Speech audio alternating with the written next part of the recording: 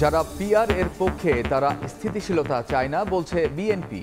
অসাংবিধানিক চাওয়া না মানার হুঁশিয়ারি, প্রতিবেশী দেশের হস্তক্ষেপকে বড় চ্যালেঞ্জ হিসেবে দেখছে জামায়াত। ভোট দিলাম সন্দ্বীপে, এমপি পেলাম মালদ্বীপে। পিআর মানে হচ্ছে পার্মানেন্ট রেস্টলেসনেস। সবসময় রাষ্ট্রের একটা অস্থিরতা থাকবে, সেটার বেনিফিশিয়ারি হবে পার্শ্ববর্তী কোনো রাষ্ট্র অথবা বাংলাদেশের যারা কল্যাণ চায় না তারা। প্রতিবেশী দেশের পক্ষ থেকে যে কোনো বিষয়ে হস্তক্ষেপ এবং ইন্টারফারেন্সটা আমাদের জন্য একটা বড় চ্যালেঞ্জ।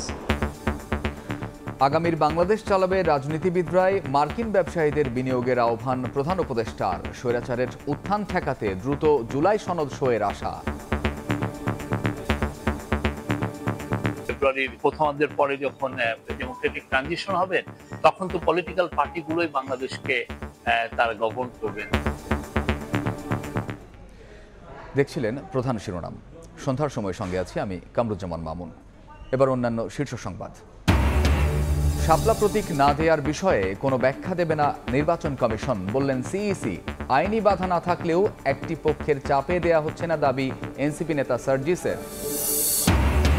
ছাত্র জনতাকে জঙ্গি ট্যাগ দিয়ে ইনুর বিরুদ্ধে উস্কানিমূলক বক্তব্যের অভিযোগ। কুষ্টিয়ায় ৭ জন হত্যায় জাসদ সভাপতির বিরুদ্ধে ৮ অভিযোগ আমলে নিলেন ট্রাইব্যুনাল। ৯ মাস পর ১ নভেম্বর থেকে পর্যটকদের জন্য খুলছে সেন্ট মার্টিনের দুয়ার। আপাতত থাকা যাবে না রাতে। জানুয়ারি ফেব্রুয়ারিতে শিথিল থাকবে বিধিনিষেধ। এবং এশিয়া কাপের অঘোষিত সেমিফাইনালে পাকিস্তানের মুখোমুখি হচ্ছে বাংলাদেশ। পরপর দুদিন মাঠে নামলেও প্রভাব পড়বে না পারফরমেন্সে, মাঠে সেরাটা দেওয়ার পরামর্শ।